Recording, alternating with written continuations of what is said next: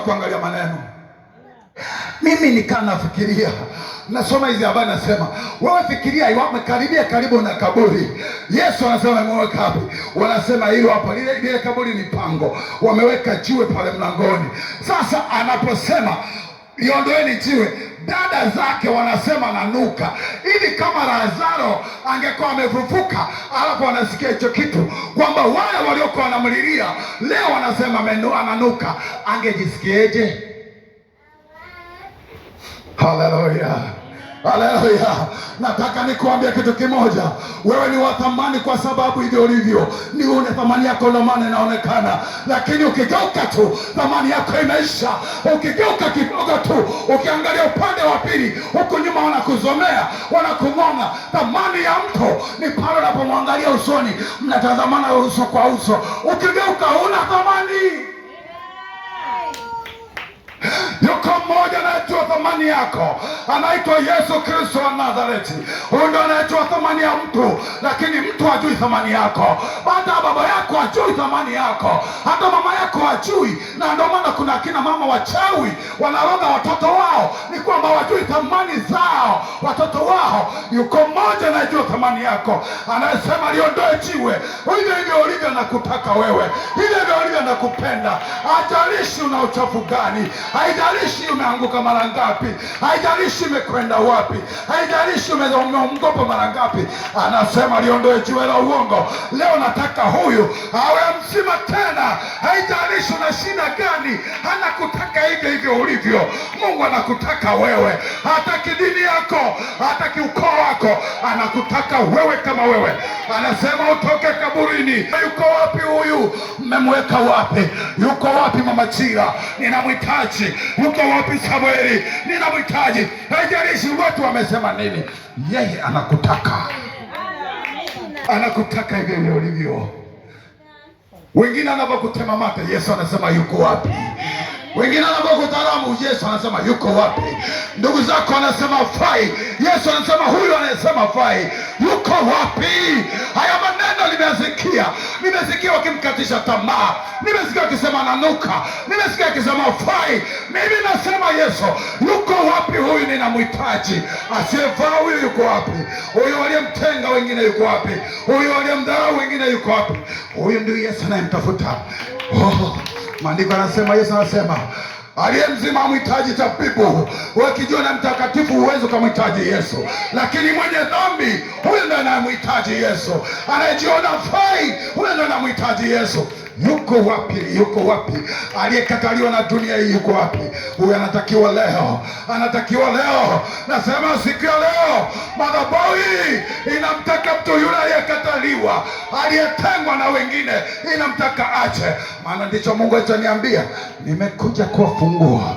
Mungu amenituma niwafungue watu waliofungwa, wache wale walioonewa, wale waliotengwa na ndugu zao na jamaa zao. Ukombozi hapa upo. Nasema nguvu ya Mungu ipo kwa ajili ya kuwasaidia. Yesu anatafuta kila kilichopotea, atafuti. Na ndio maana yeye umati wa watu wamemzunguka, akaangalia umati wa watu, akaangalia juu, akasema Mungu wangu ninakushukuru, ninakushukuru Baba yangu kwamba wewe unanisikia siku zote. Manaka anasema ninajua hata ningekuja hapa ningeita tu Lazaro toka kaburini angetoka, lakini ninakuita wewe. Nataka hawa wajue ya kwamba mimi hii kazi sifanyi peke yangu, ni kwamba umenituma, niko pamoja na wewe. Basi leo shuka ujionyeshe hapa, shuka ujionyeshe. Maandiko anasema akalia, akapiga kelele, akasema Lazaro toka nje. Maandiko anasema kila kitu kikamwachia, akatoka kaburini. Yule aliyekuwa kaburini siku 4 ananuka, ndugu zake wanasema ananuka. Yesu akaangalia kunuka kwake, aliangalia thamani ya moyo wake, akaangalia jinsi alivyomwacha, akaangalia aliugua ugonjwa gani, akaangalia hayo, akasema njoo, toka nje, toka nje Lazaro. Mimi siulizi ugonjwa uliokuwa, siulizi magonjwa aliyokufanya ufe, nasema toka nje. Toka nje, toka nje. Uko kwenye kaburi gani wamekuweka? Yesu anakuita utoke. Umekuwekwa kwenye nini? Kitu gani kimekufunika? imekufunika, iko roho imekufunika. Leo ninakuita utoke nje. Yuko mkombozi nimemleta kukutoa hapo ulipofunikwa. Inawezekana maneno yamekuvunja moyo, maneno yamekukatisha tamaa, wamekuua kwa maneno yao, wamekumaliza kwa kusema kwao. Nasema leo yuko Yesu. Anataka utoke nje, utoke ukiwa mzima, hata kama ndugu zako hawataki. Nasema Yesu anataka utoke nje leo. Yesu anataka utoke nje, utoke nje, utoke nje.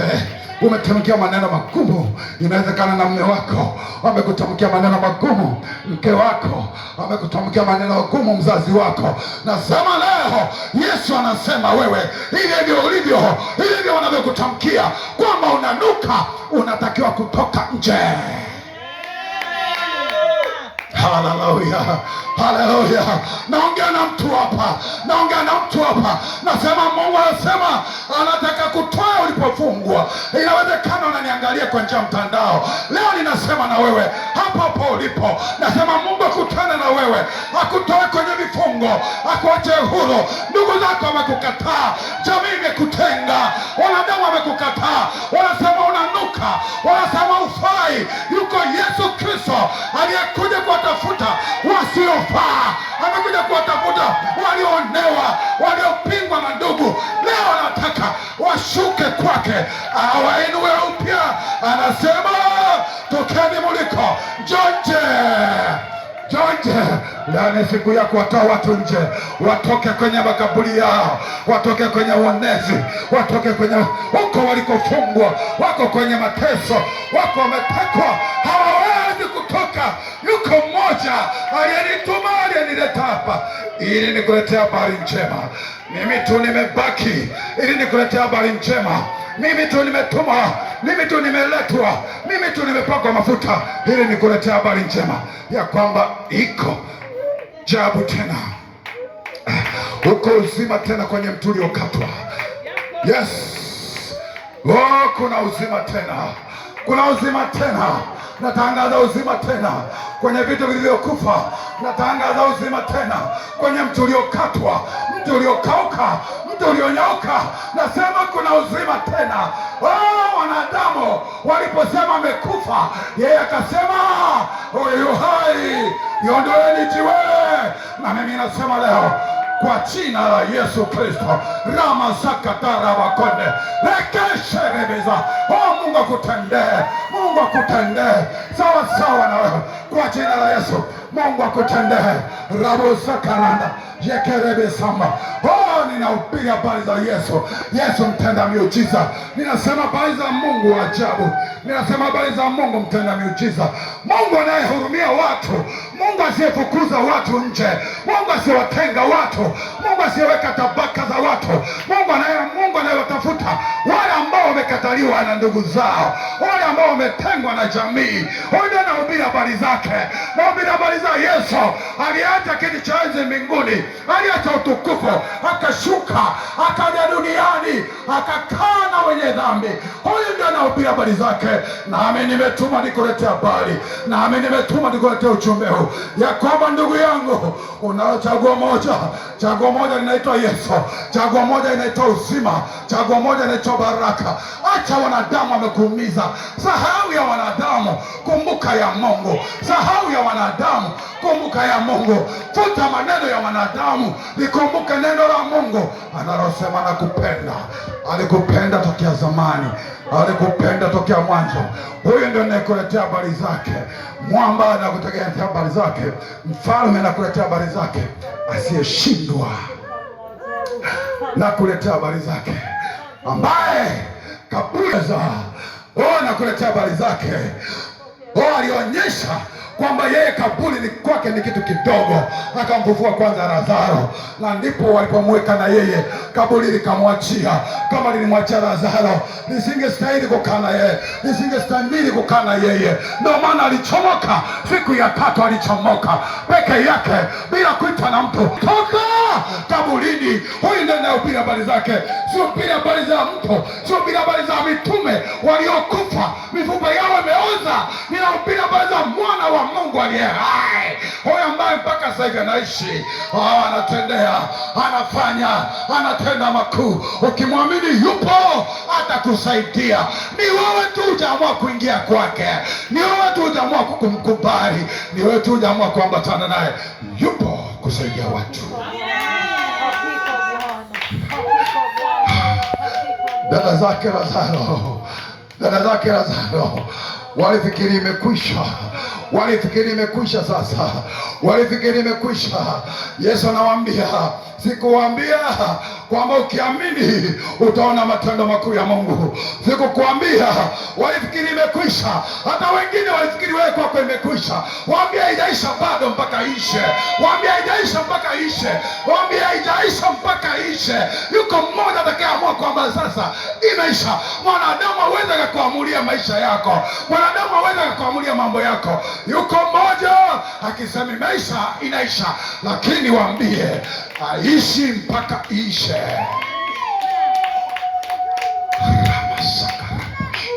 Yes, ninapoongea habari hizi, moyo wangu unapanda viwango na viwango. Ninauona utukufu wa Mungu ukitembea juu yako. Ninaona Mungu akikusaidia, akikutoa kwenye hali yako ya kawaida ulioizoea. Nataka kutoa kwenye hali ulioizoea, akupeleke kwenye viwango vingine, ukawe mtu wa tofauti.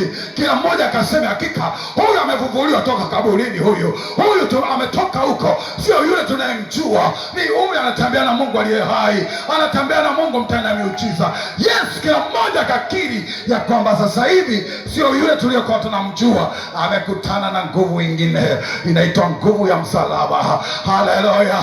Sisemi habari ya nguvu ya dini yako, sisemi habari ya dini ya mtu, sisemi habari za mtu hapa. Nasema habari za Yesu Kristo mtenda miujiza, nasema habari za Mungu aliye hai, nasema habari za Yesu, huyu anayefufua, huyu anayetoa watu makaburini, huyu anayetoa watu kwenye shida zao, huyu ambaye ni Mungu akiamua kukupa ndoa anakupa. Hata wanadamu wapinge, yeye akiamua kukupa ndoa anakupa. Akikwambia kukupa gari anakupa. Yeye tu akiamua, amue yeye. Mimi hapa siko kukupa gari, niko kukupa jina la Yesu ambalo litakusaidia. Siko kukupa nyumba, nakupa jina la Yesu Kristo. Hili jina litakufikisha unakokutaka wewe. Ni wewe tu kuamini. Uliamini jina la Yesu. Akina Martha walipoamini jina la Yesu, walipoamini yale maneno, wakasema haya maneno nayosema, haya maneno yana nguvu, ngoja tumsikilize, ngoja tukaliondoe jiwe. Wakasogea wanawake, wakajitoa. Mimi sijui kama wanaume walikuwepo, maana wanasema nanuka. Wakaenda wakasogeza jiwe. Walitoa jiwe, ndipo muujiza wao ulipoanzia. Wakaona Mungu anafanya mambo makuu kwao. Huyu ndio anayehubiria habari zake. Sija kuletea habari zingine. Sina muda habari za kuhubiri habari za mtu. Sina muda habari ya kuhubiri habari za mtu hapa. Nahubiri habari za jina la Yesu Kristo, jina linalosamehe, jina linalotakasa watu. Hili ndio jina la kulihubiri. Habari za watu zinachosha, habari za wanadamu zinachosha, zina kifu, zina kinai, lakini habari ya jina la Yesu tunaweza tukaisema usiku zote, usiku na mchana, tukasema tukala, tukasema tukanywa, bado tusirizike, bado tusifikie viwango. Maana hili jina halitoshi, halitoshi kabisa. Halitoshi. Tumelishika, tumeliamini. Nilikuwa natamani niendelee, lakini nataka nikupe kipande haka siku ya leo kwamba yupo mmoja aliyekuhurumia, yupo mmoja mwenye huruma, yupo mmoja anayehurumia watu, anaitwa Yesu Kristo wa Nazareti. Baba yako hana huruma na wewe, mama yako hana huruma na wewe, dada yako hana huruma na wewe, hata mume wako inawezekana hana huruma na wewe. Yuko mmoja Yesu Kristo anasema, liondoeni jiwe, liondoeni jiwe. Mungu akubariki.